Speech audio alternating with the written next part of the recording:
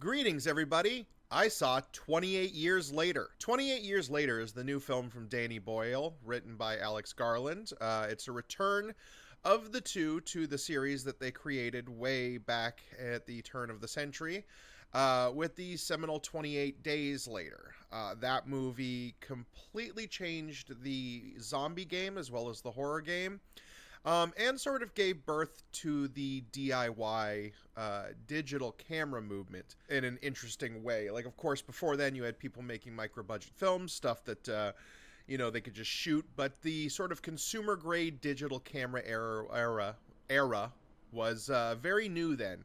And Danny Boyle took advantage of it by basically buying a bunch of 5 to 8 megapixel digital cameras that were available at the time and shooting this sort of big budgeted, relatively or bigger budgeted zombie film. And it gave it a unique twist by making the zombies sort of not like traditional undead, and that they weren't undead, they were just infected with a rage virus. Literally a rage virus is what it's called. Basically a virus that maximizes every feeling of anger in your body to the point where you're just a screaming, running, permanently angry monster. A lot more in common with George Romero's The Crazies, which was a film from the 1970s that was then remade into one in 2010. Again, following on very much from the trend that was started by 28 Days Later, and to also a bit of an extent the remake of Dawn of the Dead from Zack Snyder, one of the last influential things Zack Snyder would ever make. The new film, 28 Years Later, is a departure. It's different from what people might expect, especially if you had seen the follow-up 28 Weeks Later, which was much more in line with a traditional zombie film. 28 Years Later, as the title says, picks up 28 years after the infection has completely ravaged the greater British and English Isles. And now humanity has basically managed to push that virus back from the continental Europe mainland, and has enacted basically a blockade or a quarantine around the entire island nation. So those who are unlucky enough to still be living there and not infected have had to sort of carve out a bit of like a Neolithic or medieval lifestyle. We meet our main character, Spike, who is a young boy who is living with his father and his mother on the isolated island colony that they live on. Spike is like 12 years old. Well, he's just turned 12 and sort of coming of age. So his dad is going to take him on his first hunt, as it were, his first voyage out of the safety of their little island commune into the wider, I believe, Scottish Highlands, or I'm not really too familiar with sort of the geography of the region, into sort of the wasteland of the post-apocalypse. And we get a lot of really neat new things, because if you remember, the original 28 Days Later sort of had what they described as like a definitive end to the zombies at the end of that movie. And then, of course, that was there was a big wrench thrown into that in 28 Weeks, where we learned that the virus sort of was evolving or had the ability to create non-symptomatic carriers. And then in this new one, we also learned that the virus has changed yet again to the point where now those infected sort of have become, I wouldn't say more intelligent, but more tribally focused. It's a bit of like a mirror to the society that's been built on the island, where the zombies themselves, they have these things called alphas or leaders, and the alphas are strong.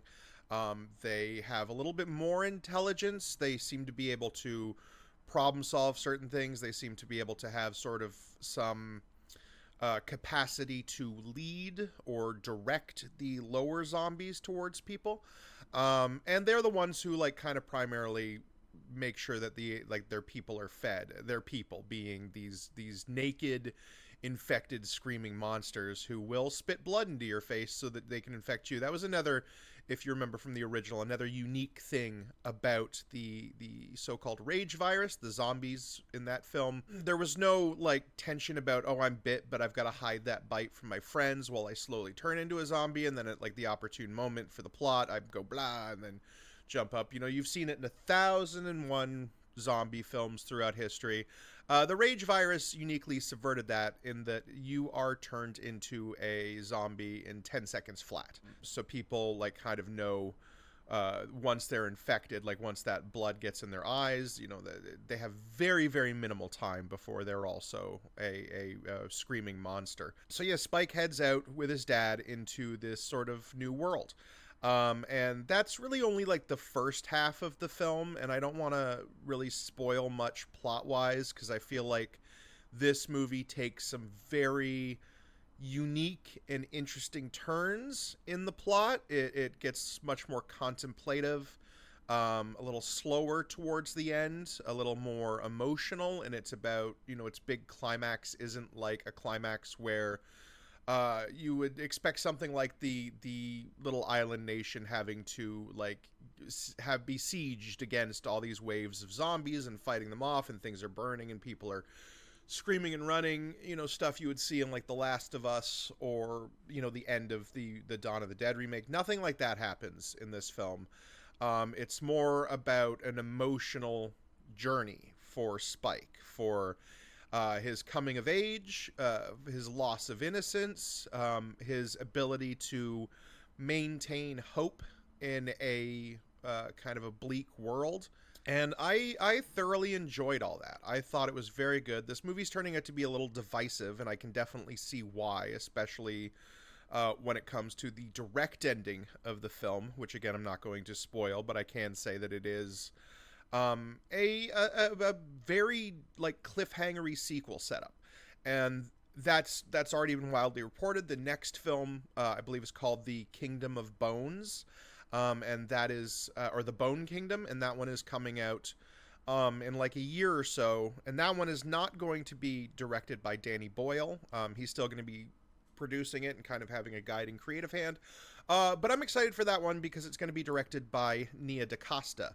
And she's a young filmmaker who, unfortunately, her last movie was The Marvels, the sort of Miss Marvel, Captain Marvel crossover film from, you know, Marvel, very heavily Marvel branded. I don't really hold that one against her. That one wasn't a very good movie, which is, I think, a little bit of an understatement. But I don't hold that one against her because when it comes to Marvel, you know, directors are basically just there to point the actors in the right direction. The one she did that before that, though, was the remake of Candyman, which I have reviewed in the past. And Candyman was, even though it had sort of its plot flaws, was visually a very, very interesting, very scary looking film. A lot of unique imagery, a lot of really stylized editing. And, you know, it ended on a rather like strong beat, so that's something I'm kind of hoping comes out of the Bone Kingdom. But as for 28 years later, I think that this is a film that will be recognized kind of as ahead of its time. I very much like the first 28 years was very much recognized as ahead of its time. The first 28 Days film was very much ahead of its time. 28 Years feels massively kind of ahead of anything being made today, especially visually. I'm very impressed with the editing in the film. It's very impressionistic. It's very evocative of sort of the feelings of terror, of melancholy, of glimpsing through the past into what used to be and how that springs forward and influences today. There's a sequence in the film when Spike and his father played by Aaron Taylor Johnson, are leaving the island for the first time, and you start to hear the Rudyard Kipling Boots poem, which was all over the trailer, you know, the creepy one that's performed. I forget who does the actual voices, but it's a recording from, the 30s or the 40s. It's a very old recording that's been repurposed into this amazing musical score by the band called Young Fathers. And as they're leaving, this boots chant starts to play, and you get quick snap cutting of the father explaining sort of the rules to the world of what they're going into to his son, and that's intercutting with old footage of knights and medieval guys from some 60s or 40s or 50s film, something like Ivanhoe or something, firing arrows, and strong knights in shining armor holding up their swords. This is saying sort of this is what they see themselves as. This is, they're the shining knights who are now going into a strange land against the barbarians. And you also get intercutting of the sort of maps of the area that they live in, and the quarantine around the island, and the boats that are patrolling. And then that's also intercut with the, shockingly, with the sniper scene from 28 Weeks Later, which is a direct visual reference to a film that both Boyle and Garland had nothing to do with, because that was a sequel that was very much a studio made sequel. It's good. Like, I think that like 28 Weeks has its positives for sure. It just wasn't as strong of a film as the first one, and it's definitely not as strong as a film as this one. But yeah, it's cutting that sniper scene with people firing arrows from like old medieval footage, and again juxtaposing it together to show like this is what they view themselves as, but at the same time, was the effect where they were just shooting random innocent people in this flurry of like not understanding who was infected and who wasn't, the chaos and the violence of that. And then you're intercutting as well with this terrifying red night footage of the zombies lurking and ripping apart deer and sort of just being wild, crazy animals in the dark.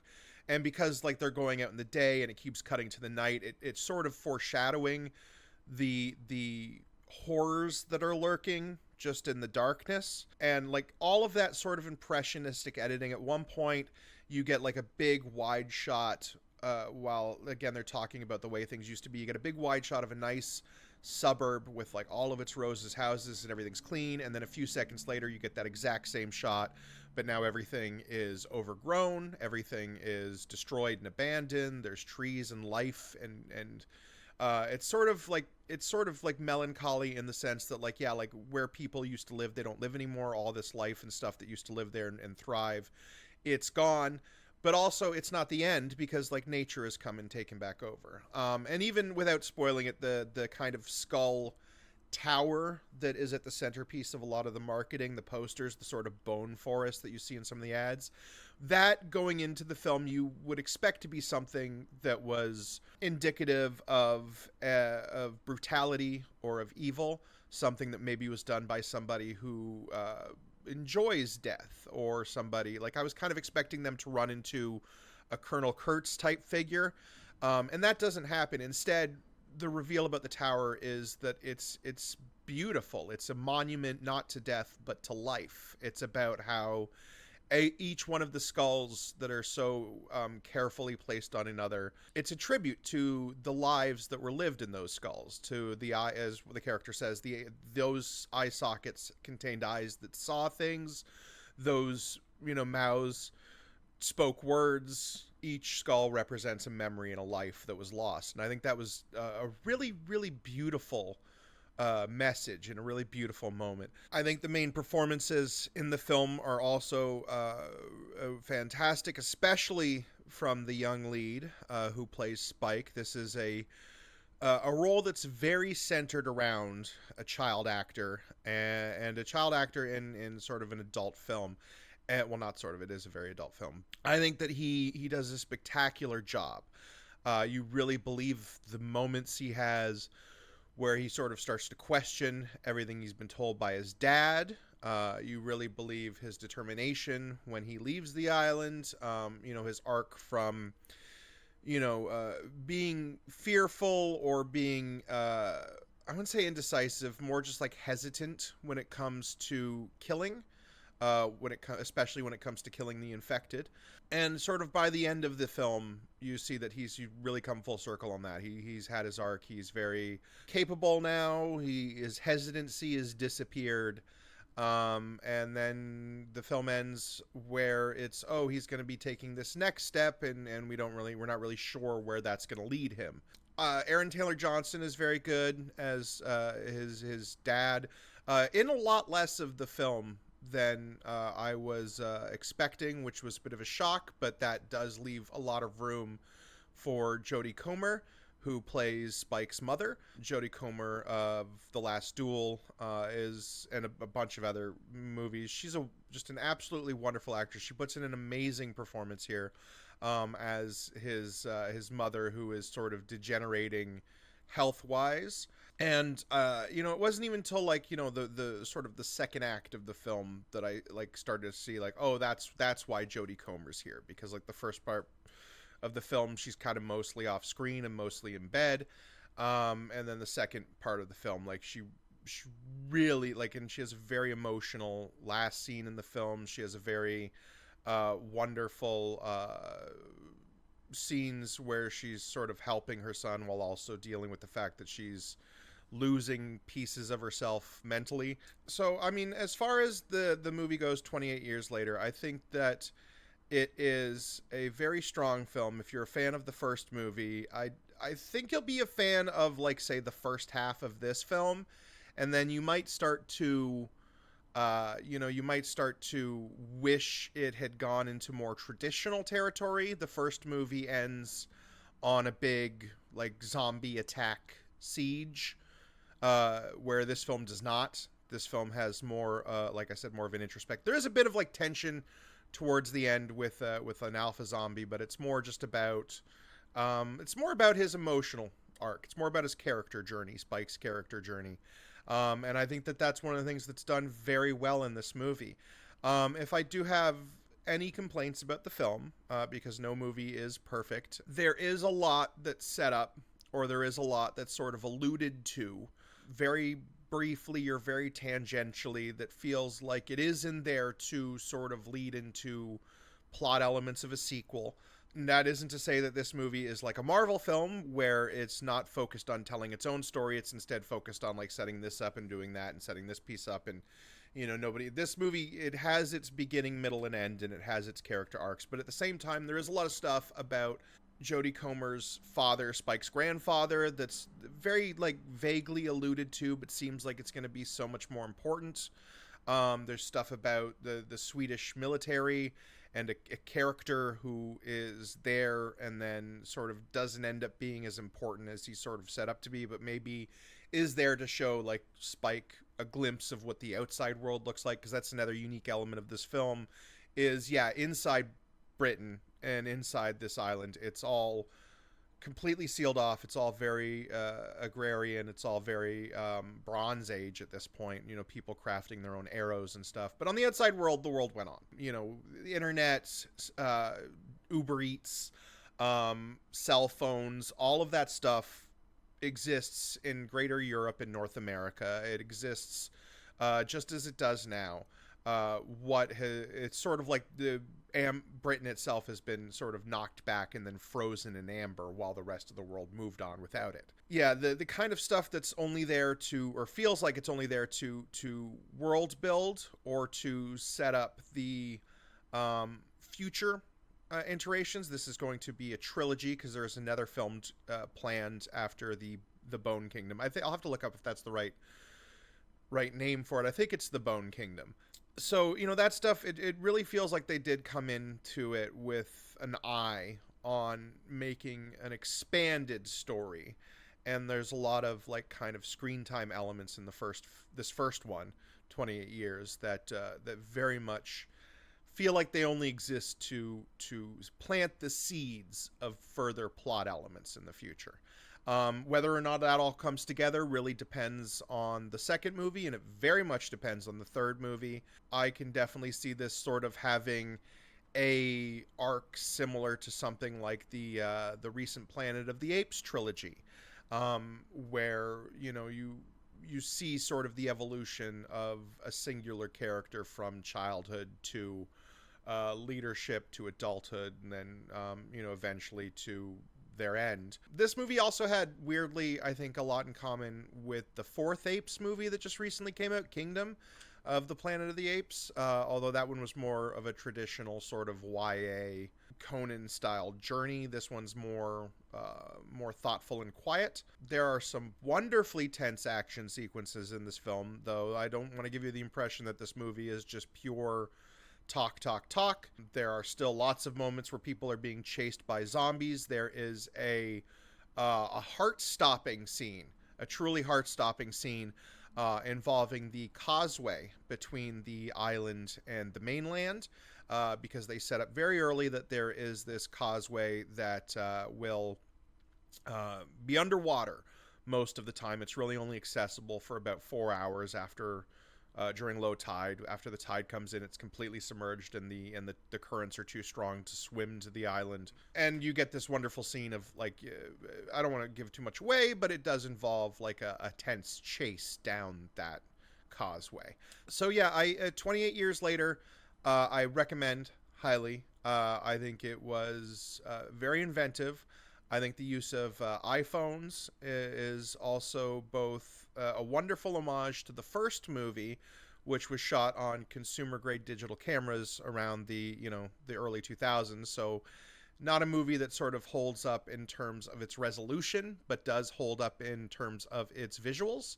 And I think they were going for that same sort of thing here, where over time, because camera technology will improve, the iPhone resolution will start to look less and less modern, but that will only continue to add to the film's effects. I also think that there are some inventive use of technology. There are these sort of pseudo bullet time moments where the camera will sharply spin around a figure who is sort of momentarily frozen in time.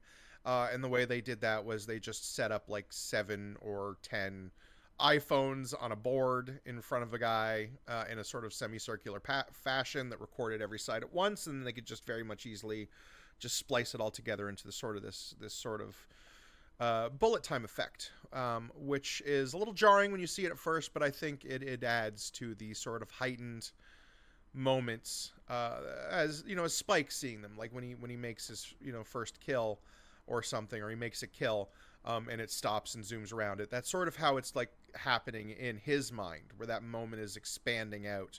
And that's what I'm talking about with like the editing being very impressionistic, with the filmmaking being very impressionistic.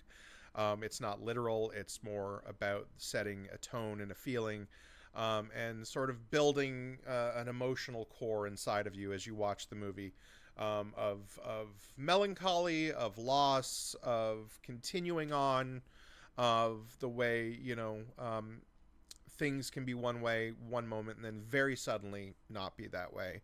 So 28 years later, again, written by Alex Garland, who I think at this point has cemented himself as my favorite filmmaker right now working, who is constantly surprising me. So I would recommend it. I would say go see this movie. It just recently came out to streaming, which is where I saw it. But if you can catch like a second run theater to see it, I think that like it would be good on the big screen. 28 years later. Great movie. All right, everybody, thank you so much for watching.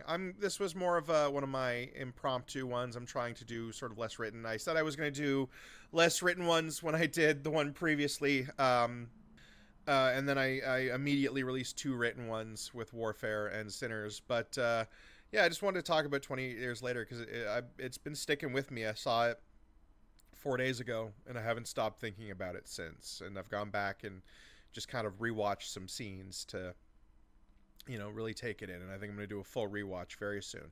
Yeah. All right. Thank you so much for watching, guys. Remember, stay safe and be who you are.